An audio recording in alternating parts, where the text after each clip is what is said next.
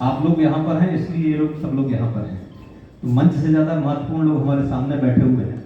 मैं सबका नाम ले सकता हूँ, लेकिन मैं सभी को सम्मानपूर्वक प्रणाम करके अपनी बात को प्रारंभ करता हूँ। मंच पर विराजमान इस जोन के प्रबंधक जोनल मैनेजर ओंकार जी, जो कि लगातार व्यापार के लिए चिंतित रहते हैं और बिजनेस को बढ़ाने के लिए पूरे जोन में प्रयास करते हैं, लगातार प्रवास करते हैं।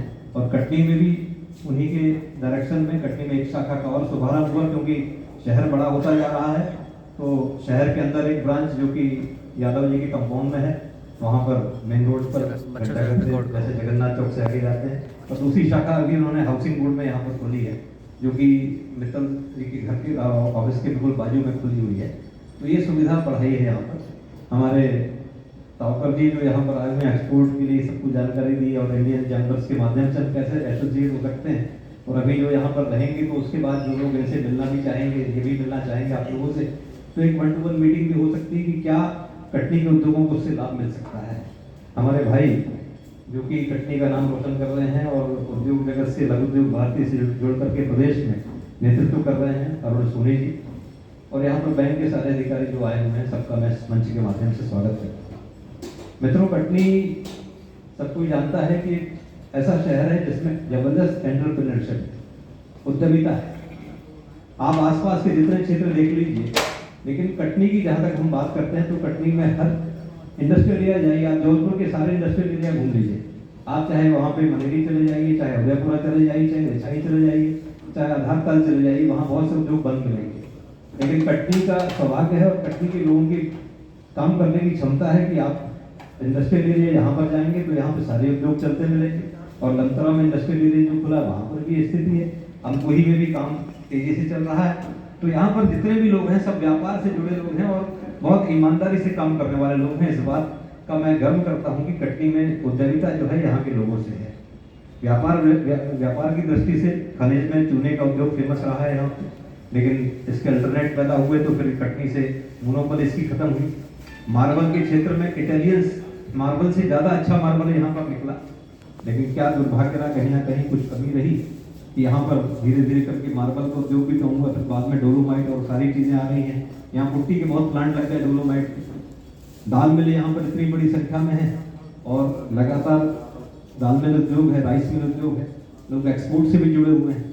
तो सरकार जो कर रही है वो ठीक है, लेकिन जो यहाँ के व्यापारियों की उद्यमिता है तो हर विपरीत परिस्थिति में काम करने के लिए सक्षम है। और यहाँ का नाम, कटनी का नाम पूरे वर्ल्ड में जा रहा है एक्सपोर्ट की दिशा में। ये बहुत जोरदार हम सबके लिए प्रसन्नता की बात है। बैंक ऑफ महाराष्ट्र, जहाँ तक मैं 21 दिसंबर 2021 से मैंने इसमें हमारी केंद्र सरकार की तरफ से मेरा अपॉइंटमेंट हुआ और केंद्र सरकार के प्रतिनिधि के तौर पर मैं बैंक ऑफ महाराष्ट्र में लगातार काम कर रहा हूँ। मित्रों, सबसे बड़ी बात मुझे इस बैंक की लगती है कि भारत मूल का असेंस है इसमें, भारतीय संस्कृति का सुगंध है इसमें। क्योंकि जब भी हम किसी बैंक ऑफ महाराष्ट्र की शाखा में जाते हैं तो सबसे पहले हमको गणपति की मूर्ति के दर्शन होते हैं, छत्रपति शिवाजी महाराज के दर्शन होते हैं, और उसके बाद बाबा साहब भीमराव अम्बेडकर की मूर्ति हर बैंक की शाखा में लगी होती है। ये जमीन से जुड़ा हुआ बैंक है जहाँ पर आपको सारी चीजें। महाराष्ट्र में भी एक ऐसा परिवार भाव बैंक के अंदर है कि सब, जैसे हमारा बोर्ड है, हमारे बोर्ड में जितने लोग हैं सब में इतना ज्यादा कम्युनिकेशन है, इतना इंटरेक्शन है कि हम दूर रहकर भी ऐसा नहीं लगता कि एक फोन कॉल की दूरी पर रहते हैं। और छोटी से छोटी बात और बड़ी से बड़ी बात पर हम सब आपस में डिस्कस करते हैं। उसके बाद उस मैनेजमेंट के माध्यम से जो नीचे लेवल पर बात आती है, तो जो बैंक ने अभी ट्रांसफॉर्म किया है पिछले 2-2.5 सालों के अंतर्गत, वो निश्चित रूप से पूरे भारत में सर्वश्रेष्ठ है। क्योंकि जिस तरह से बैंक ने काम किया है, आज हमने इतने पैरामीटर्स हैं जिसमें कि स्टेट बैंक से को भी पीछे छोड़ चुके हैं। जैसे मैं बताना चाहता हूँ कि जो अपने एनपीए का स्तर है, क्योंकि आज मोदी जी की सरकार आई और पिछले 10 सालों में 9-10 सालों के भीतर बैंकों की स्थिति में एकदम परिवर्तन आया। पहले आपने देखा होगा कि बहुत बड़ी संख्या में एनपीए होता था बैंक में। बैंक रिजर्व बैंक के कंट्रोल से चलते थे, छोटे से छोटे निर्णय लोन तक रिजर्व बैंक से पूछ करके उस कैटेगरी में चले गए थे बहुत सारे बैंक। बैंक ऑफ महाराष्ट्र भी चला गया था उस कैटेगरी में, और उस कैटेगरी से निकल करके आना और खुद अपने निर्णय लेना। और उसके बाद बैंकों की आर्थिक स्थिति मजबूत है कि अभी 2600 करोड़ रुपए का प्रॉफिट हमारे बैंक ने किया इस मार्च में, और 795 करोड़ रुपए का डिविडेंड केंद्र सरकार को दिया। इसके पहले इतने सालों तक डिविडेंड देने का काम नहीं, 13% डिविडेंड बैंक ऑफ महाराष्ट्र के शेयर में दिया है। बैंक ऑफ महाराष्ट्र का शेयर आप लोग जानते हैं कि आज से 1.5-2 साल पहले उसकी कीमत 17-18 रुपए, 13-14 रुपए, 17-18 रुपए। कल के बैंक ऑफ महाराष्ट्र का शेयर जो था वो करीब 37-38 रुपए के बीच में था। इसका मतलब निवेशकों का विश्वास बैंक ऑफ महाराष्ट्र में बढ़ा है, क्योंकि बैंक ऑफ महाराष्ट्र में जिस प्रोफेशनल कॉम्पिटेंसी के साथ काम किया है उसके अंतर्गत आप ये मान के चलिए कि बैंक ने बहुत कम समय में हमको 5 लाख करोड़ का बैंक बनाना है। इस बात को टारगेट को लेकर चले हम 2024 के लिए, लेकिन आज की स्थिति है कि 4.25 लाख करोड़ का टारगेट हम अभी पूरा कर चुके हैं। और मुझे ऐसा लगता है कि अगर जिस तरह से बैंक का पूरा नीचे का फील्ड स्टाफ और सब लोग काम कर रहे हैं परिवार भाव से, तो हो सकता है दिसंबर में ही हमारा टारगेट अचीव हो जाए, जो कि हमने मार्च के लिए सेट किया हुआ है।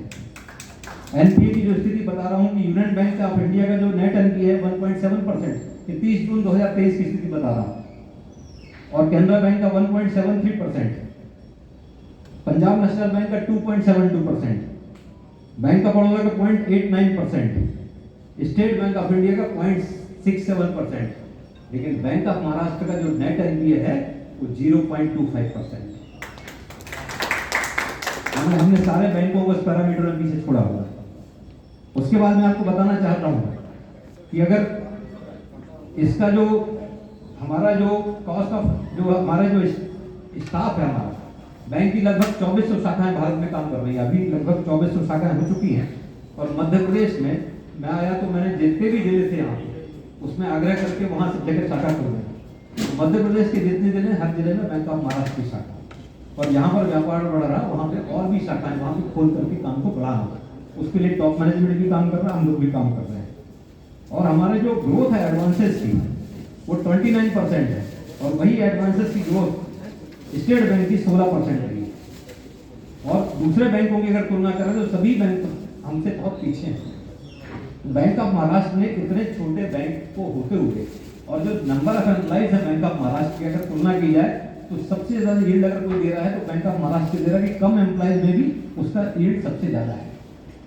प्रति कर्मचारी जो बिजनेस है वो हमारा सबसे ज्यादा है। हालांकि बैंक ऑफ महाराष्ट्र इस बात के लिए प्रयास कर रहा है कि नए लोगों को भर्ती करे, 1,500 से 2,000 लोगों की भर्ती भी हो रही है। उसके बाद उनकी ट्रेनिंग होगी, सितंबर से वो लोग फिर ज्वाइन करेंगे। ये लगातार चलने वाली प्रक्रिया है। और एक्सपोर्ट के क्षेत्र में भी बैंक ऑफ महाराष्ट्र सारी चीजें कर रहा है, क्योंकि मैं आईटी कमेटी का चेयरमैन हूँ, अभी रिजर्व बैंक की मीटिंग परसों अटेंड करके आया हूँ। तो बैंक ने आईटी में भी ट्रांसफॉर्मेशन किया है। आज डिजिटल बैंकिंग हो गई, महादर्पण ऐप है, ऐसे बहुत सारे ऐप हैं जो बैंक ने अपने स्वयं के डेवलप किए हुए। बैंक की इन हाउस टीम डेवलपमेंट में काम कर रही है। उसके बाद बहुत सारी चीजें हमने आउटसोर्स भी करी हुई है। तो डिजिटल बैंकिंग की दिशा में जिस तरह से ग्रोथ हो रही है, तो आने वाले समय में हर व्यक्ति के हाथ में बैंक होगा और उनको बैंक जाने की जरूरत नहीं होगी। डिजिटल बैंकिंग और नेट बैंकिंग के माध्यम से ही अपना बैंक का सारा काम कर सके। एटीएम की भी जो व्यवस्था है पूरे बैंक की पूरे देश में सुधारी गई है।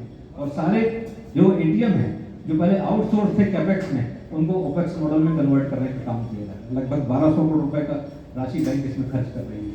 तो बैंक किसी भी तरह से माने एम्प्लॉइज को भी हर तरह का लाभ दे रही है। जितने हमारी क्लोजिंग होती है हर बार उनको कुछ ना कुछ चेयरमैन से लेकर के प्यून तक को कैश इंसेंटिव दिया जाता है। अगर 2000 का इंसेंटिव चेयरमैन को मिला है तो प्यून को भी 2000 का इंसेंटिव मिला है, क्योंकि हर व्यक्ति का उसमें कंट्रीब्यूशन है। एक परिवार भाव से बैंक ऑफ महाराष्ट्र काम करता है।